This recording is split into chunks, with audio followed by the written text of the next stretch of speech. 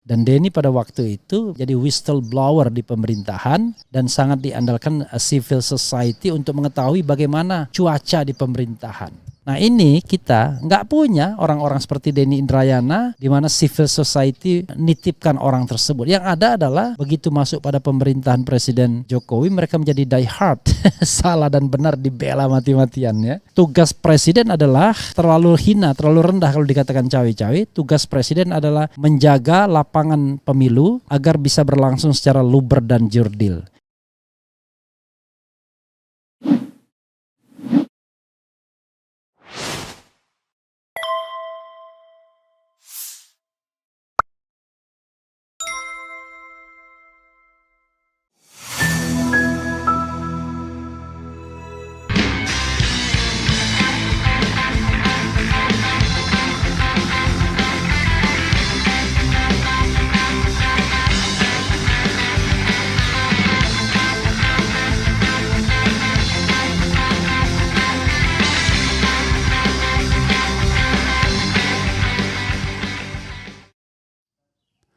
Assalamualaikum warahmatullahi wabarakatuh.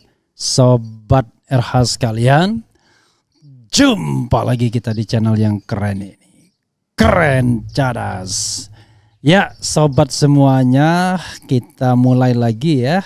Ini ada pernyataan keras lagi-lagi dari Denny Indrayana yang perlu kita angkat dan kita bacakan. Karena ini penting bagi proses Indonesia berdemokrasi. Dan Denny tahu dengan melontarkan banyak peluru ini tentu dia menjadi sasaran bidik. Hari ini ada lagi orang yang melaporkannya ke Polres Metro Bekasi. Entah cari apa tukang lapor itu ya. Apakah cari muka ataukah cari popularitas, nggak jelas. Padahal apa yang disampaikan Denny ya nggak ada kaitan langsung dengan dirinya.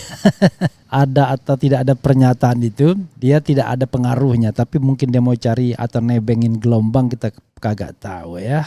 Oke, sahabat sekalian, ini kita kemarin pernah meluncurkan polling, walaupun sudah ketindih beberapa video ya, tetapi kita lihat lagi, yaitu apakah Anda mendukung tindakan Denny Indrayana, tindakan Denny Indrayana yang dalam tanda kutip membocorkan rencana putusan MK, tapi tanda kutip, karena dia mengatakan dia memperoleh informasi dari 77.000 voting yang masuk, yang mengatakan mendukung itu 94% dan hanya 6% saja yang mengatakan tidak mendukung. Jadi tolong siapapun yang menghujat Denny atau bahkan mengancam mempidanakannya, tolong dengarkan suara masyarakat ya. Denny lebih banyak didukung ketimbang dihujat. Dan biasanya kalau kita bicara tentang para politisi dan kelompok politik, bergantung. Kalau menguntungkan didukung, kalau tidak menguntungkan tidak didukung. Tapi kita bicara tentang moralitas. Maka moralitas yang saya dorongkan adalah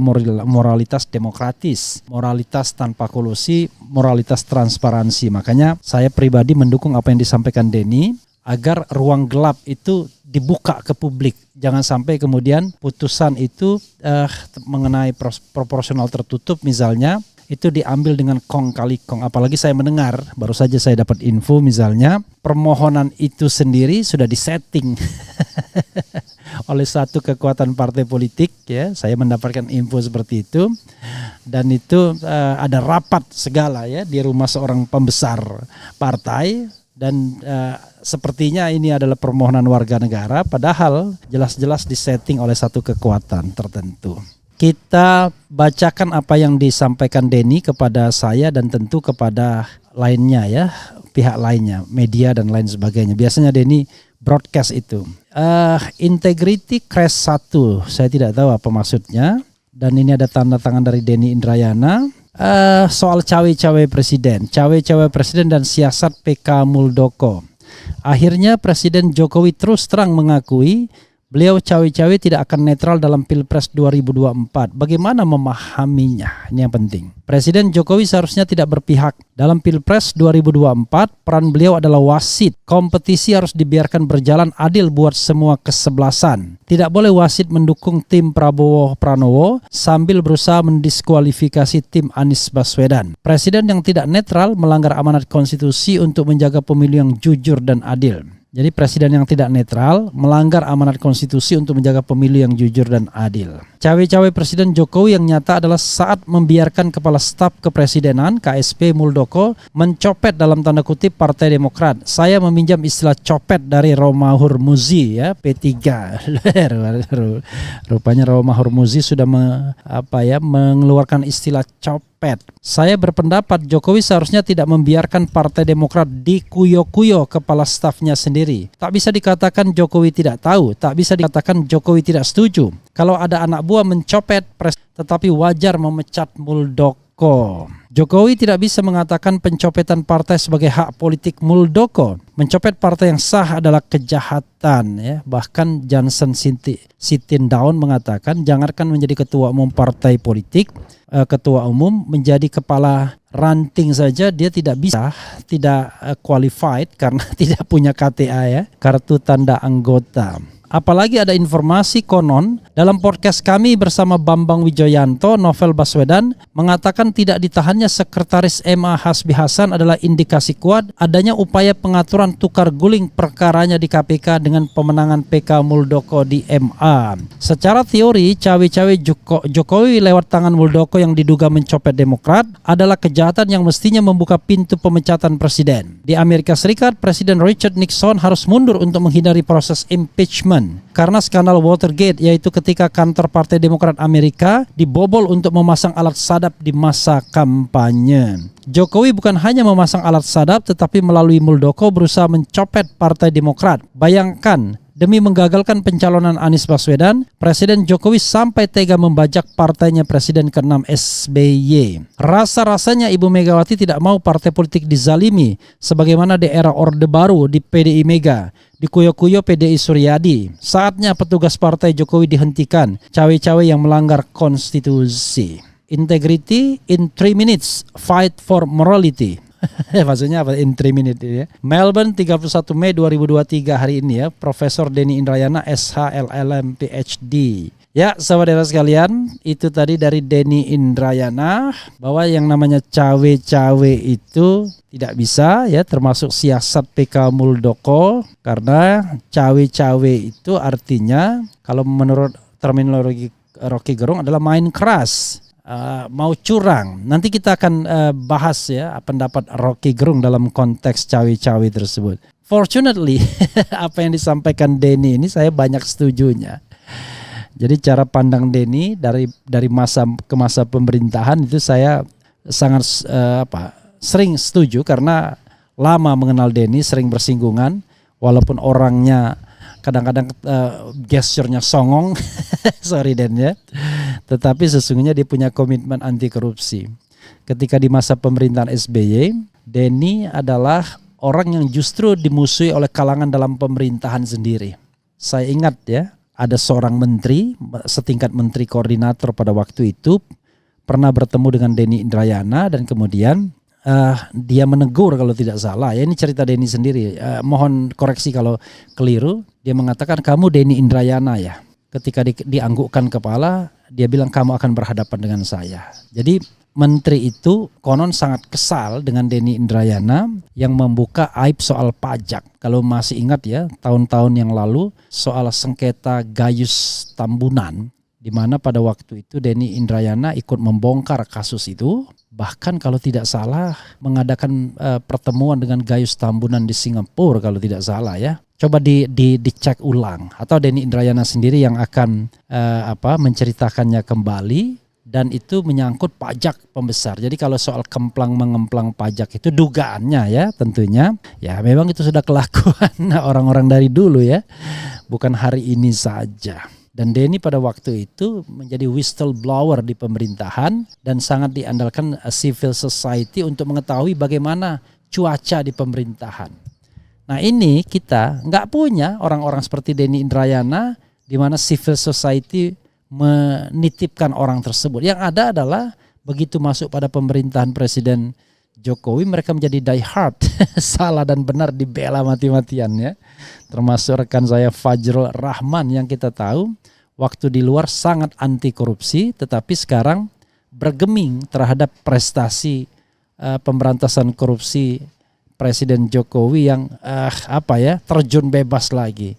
Bayangkan diwarisi poin 34 oleh SBY, sempat menaikkannya sampai 40, IPK-nya sekarang terjun lagi ke 34. Entah tahun 2023 ini jangan-jangan lebih turun lagi indeks persepsi korupsinya.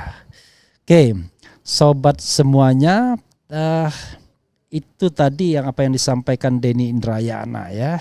Jadi yang poin yang paling penting itu tidak mungkinlah presiden itu tidak mengetahui upaya dari Muldoko. Jadi cawe-cawenya Presiden Jokowi salah satunya adalah cawe-cawe terhadap urusan internal Partai Demokrat dengan membiarkan kepala staf kepresidenannya Muldoko untuk dalam tanda kutip mencopet Partai Demokrat melalui beberapa kali pengajuan kasus hukum. Dan terakhir ini adalah PK. Harusnya maksud Denny ya, sebagai kepala negara sekaligus kepala pemerintahan yang harusnya menjamin pemilu yang jujur dan adil, dia menyetop perilaku Muldoko. Kalau enggak ya memecatnya. Jangan sampai kemudian istana dikotori oleh ambisi pribadi untuk mencopet partai lain, sementara presiden pura-pura tidak tahu, pura-pura tidak paham, pura-pura tidak terlibat. Padahal sebagai atasan langsung Muldoko, Presiden Jokowi bisa bertindak untuk mencegah, dan kalau memang tidak dipatuhi maka ya pecat saja Muldoko agar kemudian istana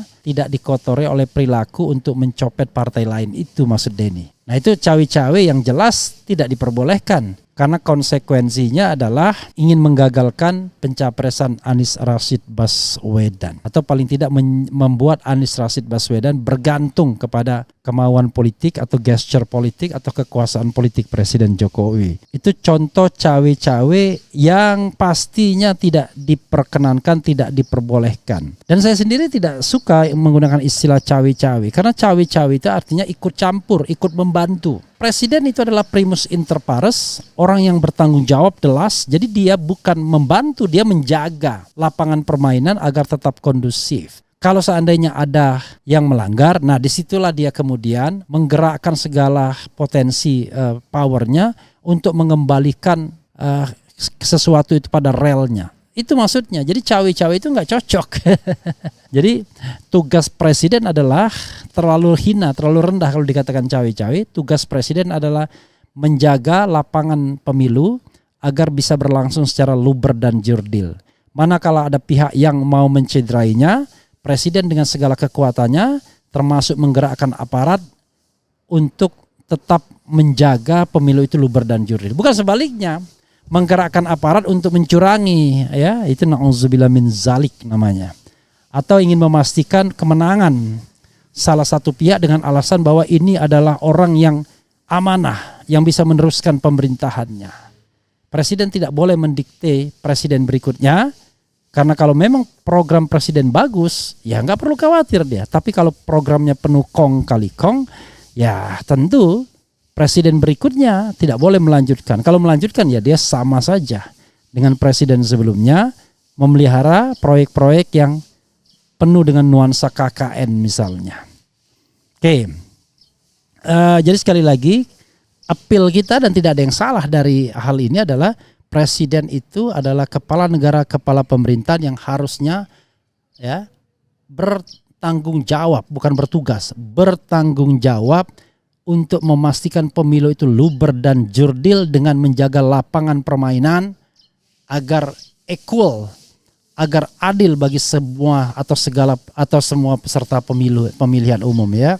Itu maksudnya ya. Jadi bukan cawe-cawe, dia justru berdiri di garda terdepan untuk memastikan pemilu jujur dan adil. Jadi mainnya tidak main di belakang layar, mainnya di depan layar dia dengan segala kekuatan yang ada. Tapi kalau pemilu itu sudah on the right track, ya sudah, dia hanya memastikan situasi kondusif saja.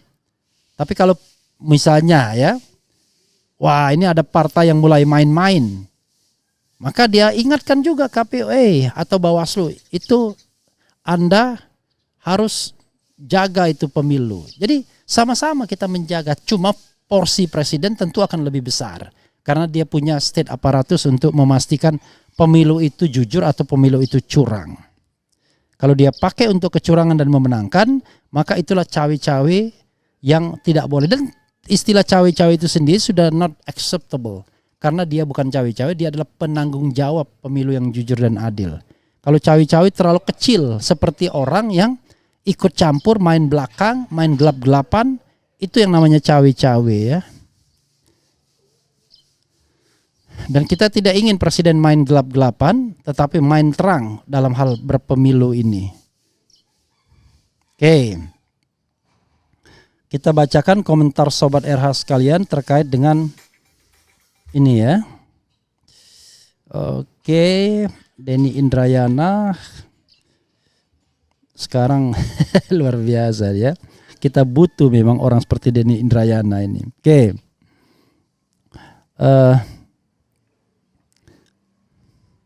Rezim ini memantik people power. Mantap Bang Denny.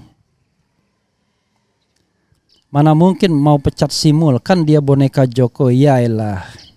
Presiden cawe-cawe mengamankan dinasti Pelanga-Pelongo. Hidup Anies Presiden 2024. Ijazahnya ini mah asli kok. Sesungguhnya bangsa ini sedang di keadilan dari segala sendi kehidupan berbangsa. Apa sedang di keadilan? Rezim ini bukan susah, apa maksudnya? Bung Refli, boleh tidak pemilu dilakukan tidak secara rahasia, langsung dan transparansi saja, karena rahasia itu berpotensi ada kecurangan dan manipulasi.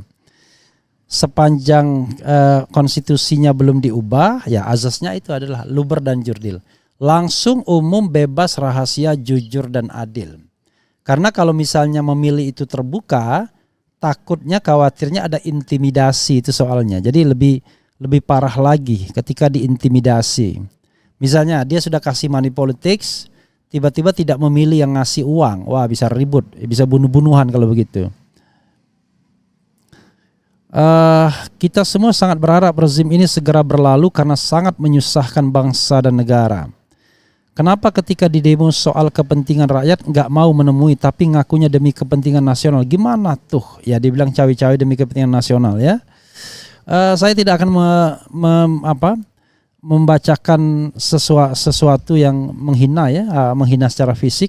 Provokator ya, oke, sumber usaha kita namanya juga usaha ya. Bung Refli, kenapa presiden tidak dipidanakan karena ketidaknetralitasnya? Apakah delik hukumnya? Jadi presiden itu berlaku ada yang namanya privilege ya. Keistimewaan. Jadi kalau presiden itu melakukan tindak pidana, maka presiden itu tidak dipidanakan layaknya warga negara biasa. Tetapi diapakan? Presiden itu diajukan impeachment, pemakzulan. Tapi kalau kita bicara pemakzulan ya sangat bergantung kepada dinamika politik di DPR. Karena prosesnya harus dimulai di DPR, kemudian ke Mahkamah Konstitusi, balik ke DPR, baru ke MPR yang ada DPD-nya. Itu ya, biar kita paham bahwa terhadap presiden berlaku privilege. Ingat guys, kalau ada buzzer RP nggak usah dibalas atau ditanggapi. Sekali lagi mereka lagi cari uang buat anak istrinya. Lanjut Om Refli ya. Ya saya bacakan biar adil ya, nanti dibilang waduh yang mendukung saja dibacakan, yang enggak. Yang tidak saya bacakan yang memaki atau memang sudah terlalu banyak. Hal yang menakutkan jika dia memang sudah merasa tidak aman, kelak kalau sudah tidak menjabat, maka berusaha baik di depan para kroninya untuk memenata agar kedepannya dia tidak kena masalah. Oke. Muldoko sepengetahuan Jokowi untuk caplok Demokrat. Betul Jokowi pura-pura tidak tahu, masa satu perahu nggak tahu apa-apa. Memang rezim Sontoloya ingin kaya sendiri. Apa ini maksudnya? Spintoloya ingin kaya sendiri. Oke. Gurun. Apa maksudnya Dimas Angga nih? Yaman. Ini pasti orang tolol ini. Dimas Angga nih ya. Oke. Boneka nggak bisa apa-apa. Tapi kan justru semua kekacauan negeri ini sumber dalangnya adalah Jokowi. Ya nggak bisa juga begitu ya. Kita harus case by case. Nah case by case-nya apa? Kisru Demokrat. Apa? Ya menurut saya ya kalau kisru Demokrat pasti muaranya ke Jokowi karena dia adalah atasan langsung dari Muldoko dan tidak bisa mengatakan bahwa dia tidak mau ikut campur dengan urusan internal Demokrat. Karena apa? Karena pihak eksternal sedang berebut kue di internal. Kecuali kalau Muldoko itu adalah anggota Partai Demokrat, pemegang KTA Demokrat, barulah urusan internal. Misalnya Erlangga Hartarto ribut dengan Bambang Susatyo itu sudah menjadi rahasia umum. Nah, Jokowi tidak perlu ikut cawe-cawe, biarkanlah mereka menyelesaikan secara internal. Yang perlu dijaga agar jangan sampai perpecahan itu memunculkan instabilitas nasional. Itu baru Jokowi harus cawe-cawe, ya. Bukan cawe-cawe sesuai istilahnya, tetapi bertanggung jawab, memastikan. Jadi dia bertanggung jawab memastikan, karena itu dia bisa mengambil tindakan bila mana sebuah kasus internal, perpecahan internal partai politik itu sudah mengganggu stabilitas nasional. Tapi ya harus jelas ukurannya, konkret. Bukan kemudian berpihak kepada salah satu orang. Misalnya ada konflik partai antara A dan B, demi alasan stabilitas dia memihak B, itu nggak boleh, itu nggak benar namanya. Oke. Itu ya Sobat RH sekalian. Saya kira kita cukupkan. Dan saya mau mau memberikan perspektif Rocky Gerung soal cawe-cawe itu. Menarik ini pastinya. Wassalamualaikum warahmatullahi wabarakatuh. Ciao.